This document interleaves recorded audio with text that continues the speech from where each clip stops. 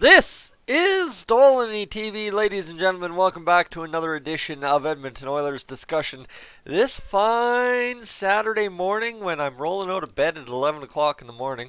A late night last night following that Calgary Flames debacle that we had at Rogers Place last night. However, the Oilers, you know what I said in the game review? I said the stale Oilers make stupid mistakes in a 5-1 loss. Well, let me get to this because this is where it gets exciting. Finally, the Oilers are going to shuffle the deck a little bit, thank goodness. And here we go. Let's take a clear peek at what we're talking about. The Oilers have placed Brandon Manning and Markus Granlund on waivers for purpose of assignment to the Condors. So right here, ladies and gentlemen, what does this all mean? That is the big question. I'm going to let you take 2 seconds. I'm going to grab a cup of water, and we're going to discuss it here in a second. So, you had a second to think? Alright, let's get to it. I promised Tim I'd get things going on the cap friendly front, which hopefully they have things updated at this point, because one thing that this does do for the Oilers is frees up some cap space if they could update it, and of course they still haven't. So you look at Brandon Manning, that's $2.25 million of cap space. You send him down to the minors. I'm not sure what the cap formula is, but you save some money, as well as Mr. Markus Granlund is worth $1.3 million this season as well. So you're talking about $3.5 million in cap space. You're probably saving about $1.5 million.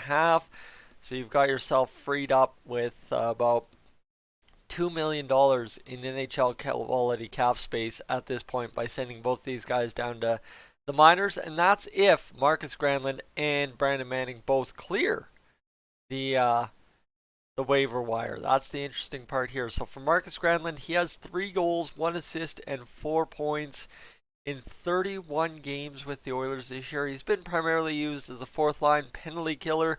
He had that little hot streak where he scored the 3 goals in a week or whatever, and has gone pretty much quiet since. Hasn't really been in the lineup much. He's a -1 and has 14 penalty minutes on the season as well. Then you look at Brandon Manning, guys. This is where it gets interesting for us, because we've been yelling about Brandon Manning since we acquired him around this time last year.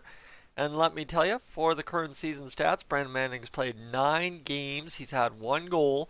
He's a -1, and he had that 17 minutes of penalties due to that fight he got into. I think that was protecting Connor McDavid, if I'm not mistaken. Remember the parallel universe we were living in that game? Well, yeah. Welcome to it. We haven't seen much of him since.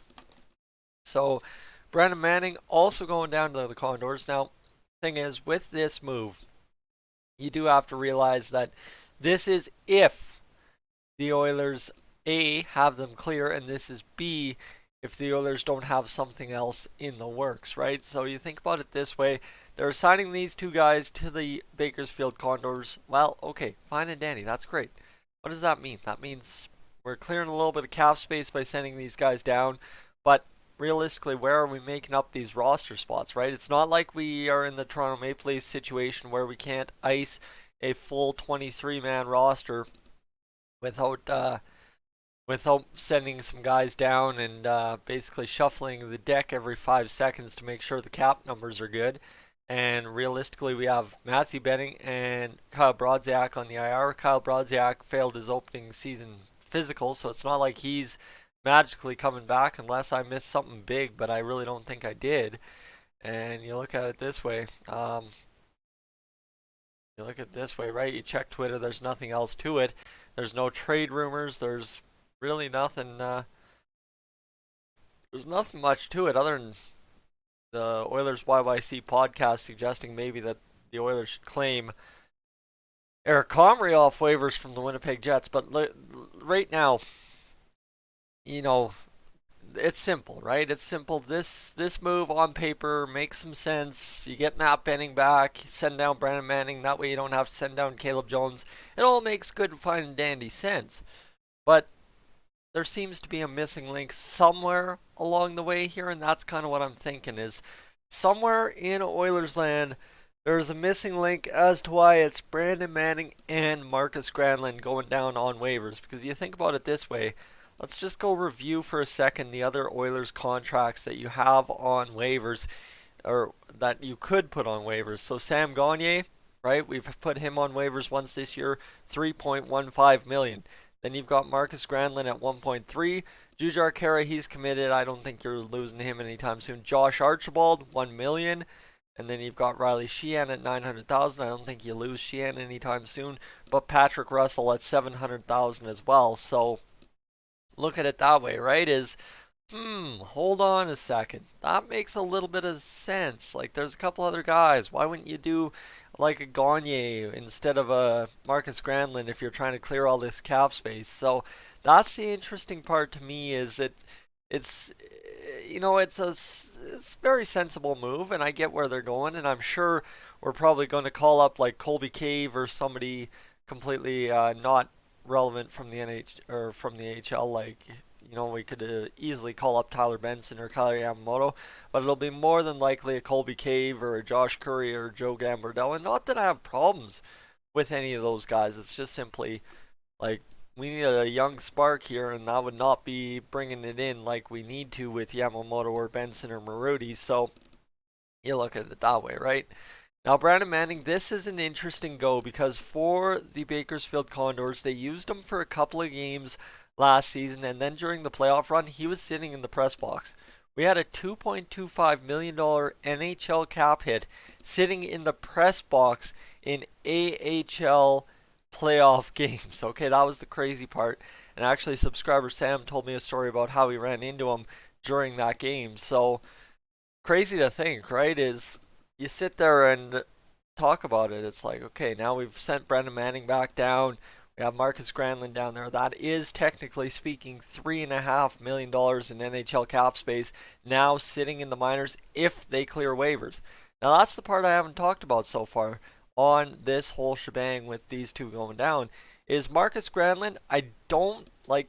I see it 50-50 if he clears or not. Like, tomorrow morning when we check waivers at, I think it's 10 o'clock, we'll know for sure what's happened. But I think Markus Granlund has a good chance of getting claimed at $1.3 million. Because, yeah, you know what? He hasn't lived up to that contract this year, but there's a couple of teams out there that could use the guy at $1.3 million. That I am sure of. And then Brandon Manning, here's the thing. You know what? He's not a light you up defenseman for $2.25 million. But you think if anyone has any D injuries, which you think maybe Chicago by chance, right? Get Brandon Manning back is an interesting option right there. And for $2.25 million for what he showed in the 9 games this season, could be worse. You know what? Could be worse. And that's the interesting part, right? You think about what they had with Seabrook and DeHaan going on the LTIR. I think, honestly, Chicago would be a good fit to put in a waiver claim on Brandon Manning. Yeah, sure, probably doesn't happen, but I think it's a really good look for the Oilers if they do, because then all of a sudden you free yourself up from a little bit of cap space there in 2.25. And that's where this could get really interesting, is the freed up cap space element. Say that both of these guys get claimed on waivers, okay? Because there is nothing for sure about them going to Bakersfield. You've got 24 hours where you're just in limbo. So think about that, all right? You're in limbo. That's $3.5 million in cap space. That would be cleared up if both guys got claimed. Now, that's a fancy-dancy world where we're living in, where the Oilers' problems get solved by the waiver wire. They don't. Generally speaking, they don't. But you look at it this way, we have $680,000 in projected cap space right now. So you add on an extra 3.55, I think it is. Yeah, 3.55. So you talk about 730, 420, 425. Or, yeah, 425 essentially right there. $4.25 in cap space, or $4.25 million in cap space. My goodness, I should have gotten out a bit earlier. If both these guys get claimed, think about what the Oilers then can do to acquire a guy, right? Then all of a sudden it's not hard to throw away a second round pick in Jesse Puljujärvi to get yourself somebody that's going to shake up this roster. That's the thing, right? As I said, a trade could not be the first move. It doesn't make sense cap-wise. It doesn't make sense farm-wise. It doesn't make sense asset-wise. But now, all of a sudden, if these two guys get claimed, Ken Holland can open the floodgates and make a big move. Question is, how do you do it? Who do you do it? When do you do it? That comes down to that question right there. But for right now, move number one in hopefully shuffling the deck and getting some new faces in here for these stale Edmonton Oilers is simply this. You send down Brandon Manning and Markus Granlund onto the waiver wire for purpose of assignment to the Condors. Guys, I'm Tyson. This is Dolynny TV. I will catch you in the next one.